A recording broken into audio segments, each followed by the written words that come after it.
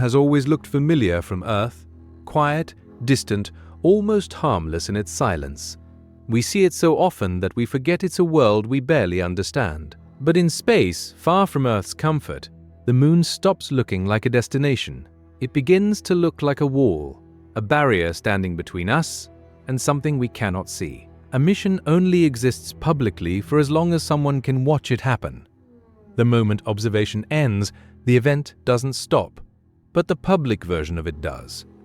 As long as the data flows and telemetry streams back to Earth, the story feels stable, measurable, real. We trust that what we see matches what is actually happening out there.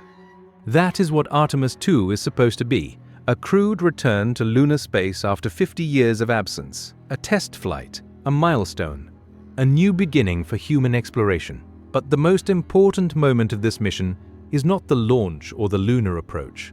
It is the moment when the spacecraft disappears behind the far side of the moon and Earth loses contact. By the end of this video, you will understand why that single moment changes everything about this mission, and why Artemis II may not exist in the form the public has been given. Because once the spacecraft slips out of sight behind 250,000 miles of ancient rock, Artemis II may continue, but not for us.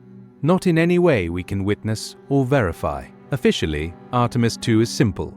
4 astronauts, 1 Orion capsule, and a single loop around the moon. No landing, no surface operations, just a crude flyby and a return to Earth. That is how it's described.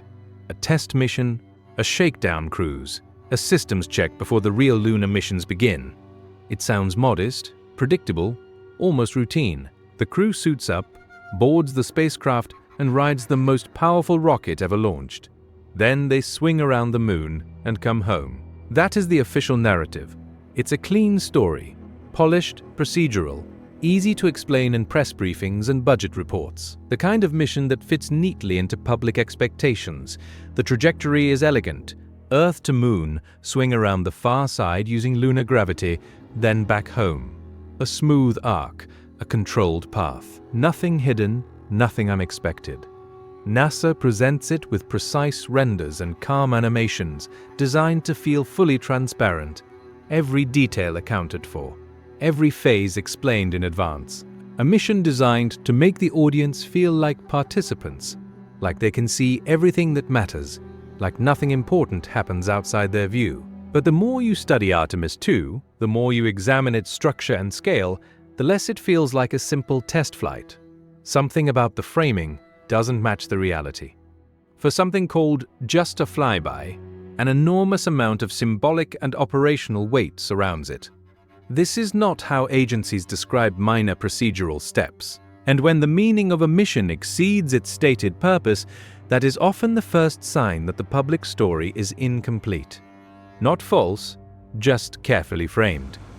Look at the scale of what's involved: the hardware, the engineering, the redundancy, the systems built and rebuilt just to make this single mission possible. This is not a minor step. This is the accumulated weight of a civilization returning to deep space after more than half a century of staying close to Earth. Billions of dollars, decades of development, the most powerful launch vehicle in history, all mobilized for something officially described as a pass around the moon. That mismatch is significant, because real missions usually sound as large as they truly are. When something is just a test, it feels like a test. Artemis II does not. It sounds smaller than it feels. The language is modest, but the preparation behind it is anything but. And that gap between description and reality is where questions begin. When the official purpose feels too small for the scale of the operation, you have to wonder, is this really about what they're telling us? Or is the stated objective only part of the picture? Not fake, not imaginary, not a conspiracy in the traditional sense. Just incomplete, framed in a way that the public can accept without asking deeper questions. And once you start seeing it this way, a different shape begins to emerge. A shape that has less to do with the moon and more to do with what the moon can hide. Because Artemis II offers access to something unusual, a natural blind spot, a place where observation ends and the mission continues without witnesses.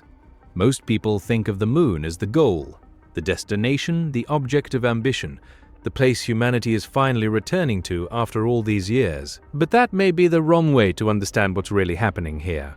Because the moon is not only a destination, it is also a physical structure with a unique property. The moon is a massive body of rock, large enough to block direct sight, signal, and electromagnetic contact between a spacecraft behind it and any observer on Earth. When a spacecraft passes behind the lunar far side, there is no line of sight, no signal path, no way for Earth to see or hear what is happening. That is not a flaw. It is geometry, and that geometry matters more than almost anything else in this mission. It creates a natural divide between what can be observed and what cannot. When Orion crosses behind the far side, Earth loses direct contact, not because something failed, but because the moon itself becomes a shield between the crew and the world. 250,000 miles of ancient rock standing between the spacecraft and every tracking station, every antenna, every observer on the planet.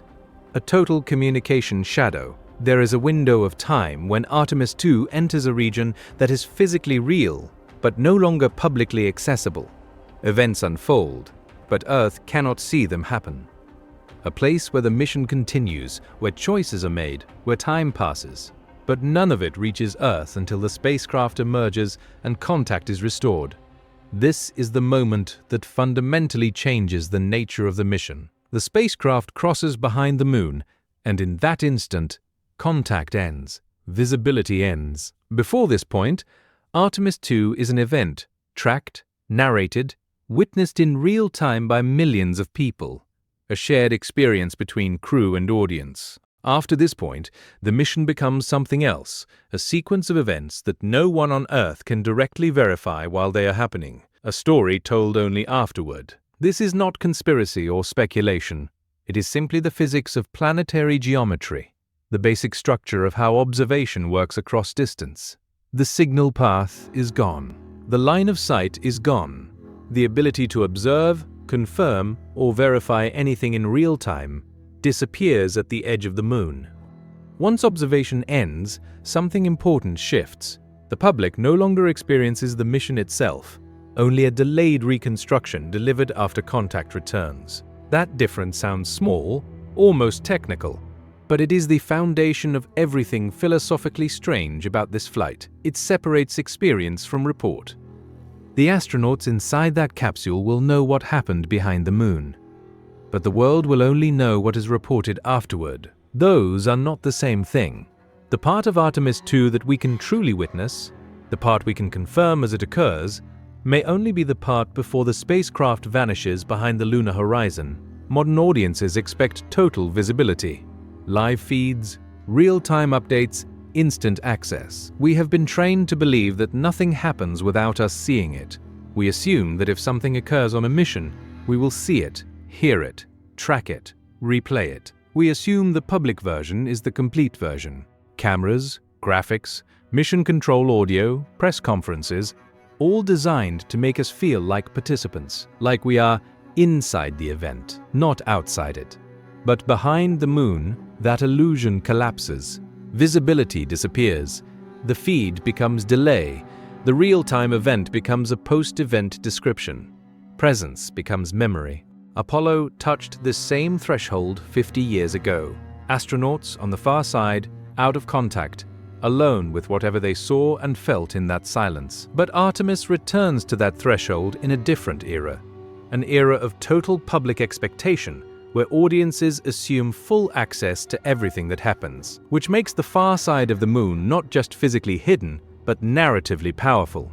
It is the one place close to Earth where a mission can continue beyond public sight, a place where events happen, where decisions are made, where time passes, but nothing is shared with the world until afterward, a zone of delayed reality.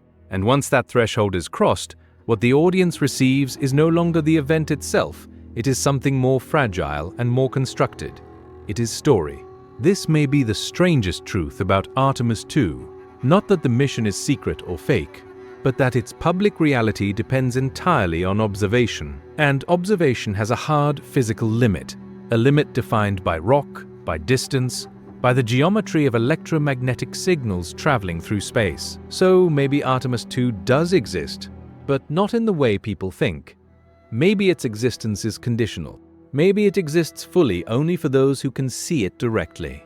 Maybe Artemis II is the name of the mission only while Earth is allowed to witness it.